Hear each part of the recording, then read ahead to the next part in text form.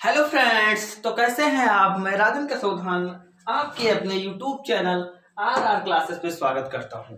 तो जैसा कि दोस्तों हम बहुत इंपॉर्टेंट टॉपिक को लेकर आए हुए हैं, जो कि हमारा नेक्स्ट टॉपिक है। हमारा नेक्स्ट टॉपिक है सगर्भता व भ्रूणीय परिवर्धन, pregnancy and embryonic development. Pregnancy and embryonic development, इसको आइए हम देखेंगे। अब हमने जो कल समझा था कि इम्प्लांटेशन समझ लिया था हमने कि इम्प्लांटेशन क्या होता है। आपने समझा कि इसका था कि आखिरी में कि जो यूट्रस की गर्भाशय की जो अंता एंडोमेटेरियम है उसमें जो ढक जाती है, संरचना जो बनती है, जो ब्लास्टोमियर ढक जाती है, उसी को हम इम्प्लांटेशन कहते हैं। इम्प्लांटेशन के बाद हमारा है सगर्भता और भ्रूणीय परिवर्धन, प्रेगनेंसी एंड एम्ब्रोनोइक डेवलपमेंट क्या होता है, इसको आइए हम देखते हैं। जब आप लोग इसको पढ़िए तो आप लोग अपने जो एनसीईआरटी की जो बुक है उसको आप अपने सामने रखिए, तो आपको बहुत अच्छा समझ में आएगा। तो जो हमारा जो एनसीईआरटी का बुक में जो दिया रखा है सगर्भता और भ्रूणीय परिवर्धन, उसको आइए देखते हैं कि भ्रूण के अंतरोपण के पश्चात, यानी जो एम्ब्रियो है उसके इम्प्लांटेशन जो मैंने कल बताया था, उसके पश्चात पोष कोरक पर अंगुली जैसी संरचनाएं उजड़ती है। जो बताया था अपरा, वो जैसे अंगुली जैसी संरचनाएं उभरती हैं, जिन्हें जरायु अंकुरक कहते हैं, जिन्हें हम जरायु अंकुरक कहते हैं, कोरियोनिक विलाई कहते हैं। ये जरायु अंकुरक गर्भाशयी ऊतक, जो गर्भाशयी ऊतक हैं, जो गर्भाशय की जो ऊतक हैं, उनकी भी संरचना अंगुली जैसी होती है, और जो प्लेसेंटा है उसकी भी संरचना अंगुली जैसी होती है। अब ये दोनों से ऐसे मिल जाएंगे, तो यानी बोले तो माँ का जो गर्भाशयी ऊतक की जो संरचना है और जो अपरा की जो संरचना है वैसे मिल जाते हैं, जिससे उनको पोषण मिलता रहता है। तो इसको आप देखिए, गर्भाशयी ऊतक और मात्र रक्त से आच्छादित होते हैं। जरायु अंकुरक और गर्भाशयी ऊतक एक दूसरे से जरायु अंकुरक और गर्भाशयी ऊतक, जो यूट्रस के जो वो ऊतक हैं, वो एक दूसरे के साथ अंतरागुली युक्त, जिसको इंटरडिजिटेड हो जाते हैं। मतलब कि वो जो दोनों जैसे अंगुली फंगसी इंटरडिजिटेड हो जाते हैं, मतलब वो मिल जाते हैं, अपरा और यूट्रस की जो ऊतक है मिल जाते, तथा संयुक्त रूप से परिवर्धनशील भ्रूण गर्भ और मात्र शरीर के साथ एक संरचनात्मक एवं क्रियात्मक इकाई को गठित करते हैं, एक संरचनात्मक इकाई को गठित करते हैं, जिन्हें हम प्लेसेंटा या अपरा कहते हैं। जो संरचना बनाते हैं वो उन्हें हम अपरा कहते हैं। आप एनसीईआरटी के बुक को अपने सामने रखिए, मैं उसके टॉपिक को पढ़कर आपको बता रहा हूं, क्योंकि एनसीईआरटी से आपके एग्जाम में क्वेश्चन बनेंगे। आप उसके बुक को रखिए अपने सामने। ये सब जो मैं आपको बता रहा हूं, ये सब आपकी एनसीईआरटी के बुक में लिखा हुआ है। एनसीईआरटी के बुक में जो गर्भाशय के अपरा को दर्शाता हुआ जो मानव जो भ्रूण का चित्र है, वो मैं आपको दिखा रहा हूं। जो ये एनसीईआरटी की हमारी बुक है, इस बुक में ये मानव गर्भाशय में अपरा को दर्शाता हुआ मानव भ्रूण का चित्र, ये एनसीईआरटी का डायग्राम है। आप देखिए इसको, ये भ्रूण है, इसको आप देखिए एनसीईआरटी की डायग्राम को, जिससे आपको बहुत अच्छा समझ में आएगा, क्योंकि एनसीईआरटी से क्वेश्चन बनते हैं। एनसीईआरटी आपको पढ़ना अपरा भ्रूण को।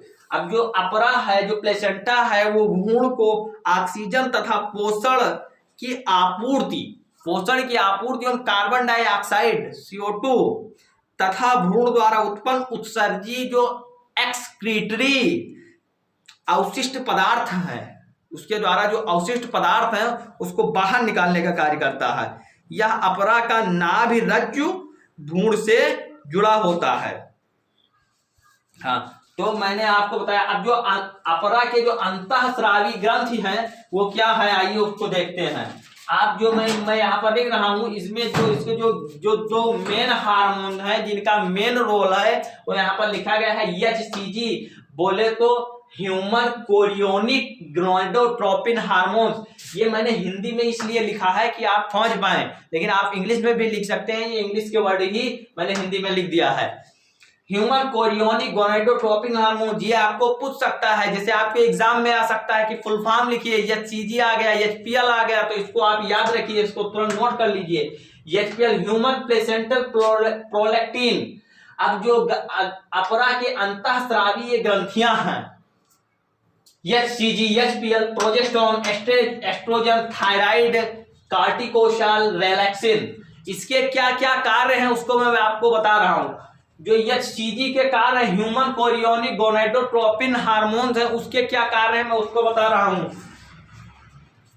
जो हार्मोन HCG है ये प्रेगनेंसी टेस्ट का कार्य करता है। जो HCG है ये प्रेगनेंसी टेस्ट का कार्य करता है। HCG जो हार्मोन्स हैं ये प्रेगनेंसी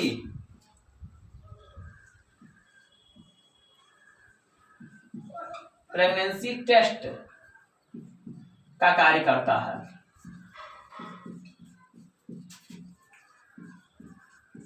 प्रेगनेंसी टेस्ट का कार्य करता है। HCG प्रेगनेंसी टेस्ट का कार्य करता है। और जो HPL है ह्यूमन प्लेसेंटल प्रोलैक्टिन है, ये दुग्ध बनने के लिए प्रेरित करता है। जो HPL है ये दुग्ध बनने के लिए प्रेरित करता है। ह्यूमन प्लेसेंटल प्रोलैक्टिन है ये दुग्ध बनने के लिए प्रेरित करता है। मैं आपको एक टॉपिक क्लियर करा रहा हूं, ऐसे आप पढ़ेंगे तो आपको कोई दिक्कत नहीं होगी। ये दुग्ध बनने के लिए प्रेरित करता है। ये प्रोजेस्टेरोन को तो आप जानते हैं कि गर्भाशयी भित्तियों को बनाए रखना। प्रोजेस्टेरोन का क्या कार्य है? गर्भाशयी भित्तियों को बनाए रखना।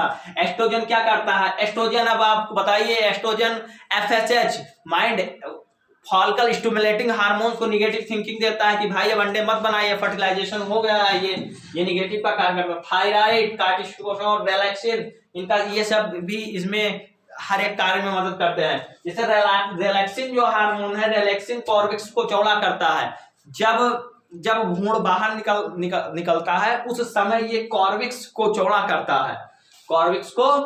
करता है रिलैक्सिन। एंड कार्पस ल्यूटियम द्वारा गर्भाशय से निकालने का कार्य करता है रिलैक्सिन। और जो एक्टोडर्म होती है वो आंतरिक अंग बनाती है। तो इस तरीके से ये आपका टॉपिक है सागरता व गुणीय परिवर्धन, जिसको आप समझिए।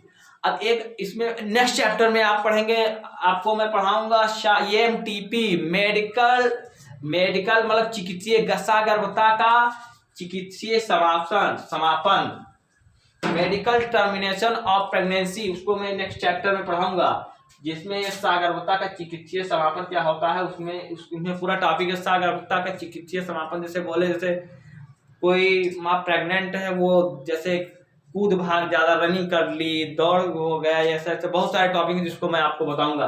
तो इसको आप लोग बहुत अच्छे से समझने का प्रयास करिए, ये NCERT में आपको पढ़ना है।